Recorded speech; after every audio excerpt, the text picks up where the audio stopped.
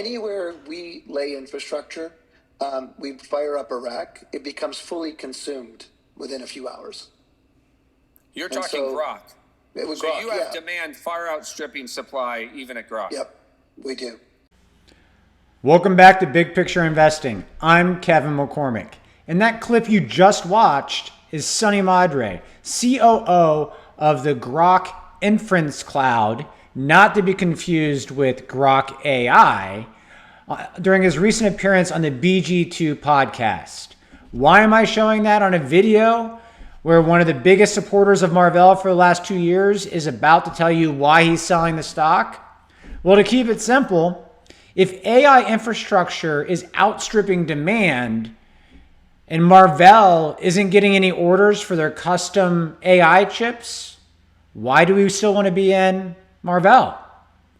Let's take a closer look. All right, we're going to jump into this by taking a look at a couple of slides and some other research I've put up comparing the Marvell recent earnings results from Thursday, August 28th, to NVIDIA's results, and then also stock performance from some of the other AI stocks that my followers on Twitter and other places know that I follow closely. So let's jump into what Marvell has been telling us. This is why I got behind Marvell 2 years ago. I believed in the company transition from mostly a optical networking play into an AI data center company. That transition is happening, and they're on pace to be over 50% of their revenue coming from what they consider to be AI data center by the end of the year. But I'm going to highlight here that the problem I have is their custom XPUs are not selling at the end of the day. And here they're targeting that, hey, by 2028, it's going to be a $94 billion TAM, and we could be doing $18.8 billion in revenue if we just get 20%. But the fact of the matter is they are telling us about design wins, but the revenue is not following. And those design wins are with major hyperscalers like Microsoft and Amazon. Keep that in mind as we now transition and take a look at what NVIDIA said on their recent earnings calls. And just a quick highlight here, these slides and information are coming from the earnings videos that we did on Big Picture Investing. If you want to get a deeper dive into any of these earnings reports, they're out there on our channel. So this is the problem I see for Marvell with their custom XPU. They keep saying that they have all the design wins, over 18. They even kind of highlighted they might have 21 design wins now on the earnings call. But design wins don't equal revenue. And I think this is why. All we hear in the media is about Blackwell GPUs, but the Rubin GPU is already in production in the fabs as I'm talking to you right now. And NVIDIA is committed to a 1-year cadence of new chips coming out. And this is where I think the custom silicon from Marvell and others is in trouble. Because the customer demand out there for the cloud providers, Microsoft, Amazon, CoreWeave, any other neo cloud you want to talk about, their customers want the NVIDIA GPUs. The custom XPUs are used mostly for internal use. So Microsoft was developing them for their internal use. Same with Amazon. Google is the only hypervisor and company out there with their TPUs that is powering their entire AI infrastructure, if you do not know that. Google does not use NVIDIA for their AI infrastructure. They use their custom TPUs. They're the only company doing it in production for customer-facing products today. Why is this important? Because the Rubin platform is expected to be a 900-fold increase over Hopper, which was just 2 years ago. Marvell just told us on their earnings call that their XPU revenue is going to start hitting in 2026 now. okay, when 2026 rolls around, the chips they design the day that our design wins are already going to be slower than the Blackwells. We know that. And they're going to be much slower than the Rubins that are coming out in 2025.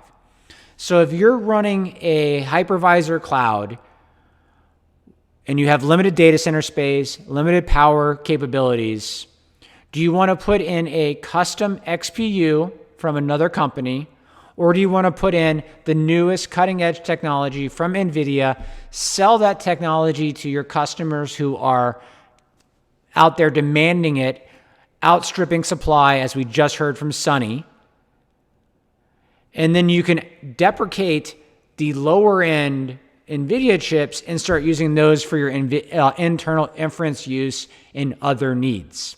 That's the transition I see happening. I don't see the follow-up coming on for the XPU market as I was expecting 2 years ago. But that's not even where it ends. If we take a look at NVIDIA's recent quarter announcement, everyone really focused on the GPU revenue, which I will highlight. They found a seller for the buyer, for those H20s, which I was kind of surprised before when they said they couldn't find a buyer because they'd be great for inference needs. Well, they found a buyer for 4 billion of them. But more importantly here, Marvell and also one of my other favorites, Coherent, are big networking plays. Well, Marvell is eating their lunch in networking now as well. I'm sorry, not Marvell. NVIDIA is eating their lunch. As you can see here, 98% increase year over year, 7.3 billion in revenue just on the networking side at NVIDIA.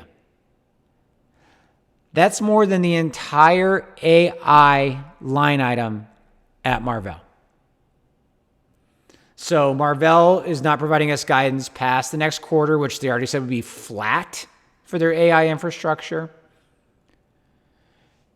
And they aren't seeing a big step up in their networking in the AI data center either.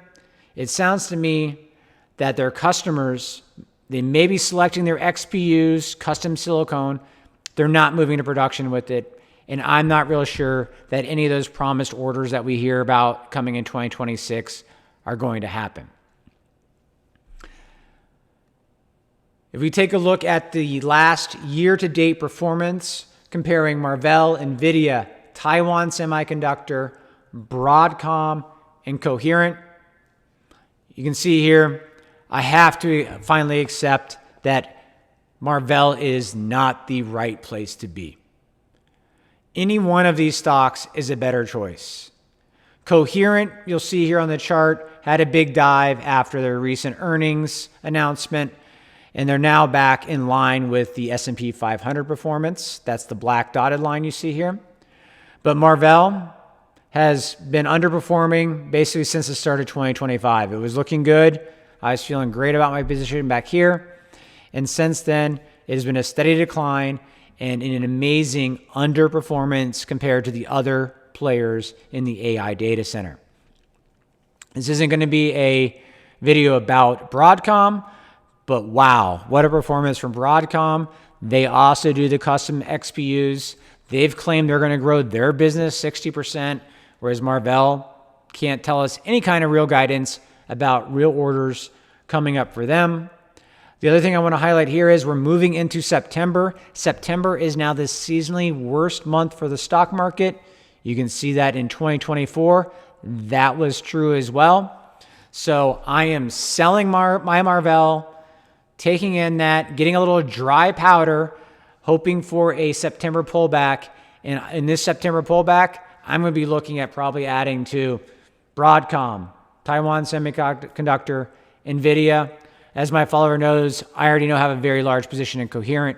Nothing to add there. But the beauty of Taiwan Semiconductor compared to the others is every one of these high-end custom GPUs that is being developed, Taiwan Semiconductor is manufacturing it. So at the end of the day, they're the winner no matter who is making and designing chips and what is being bought in the marketplace. So to recap for everybody out there, I am a seller and will be liquidating all of my Marvell position by the end of next week. And it's because, simply to put it for the folks at Marvell, sales pipeline does not equal booked revenue.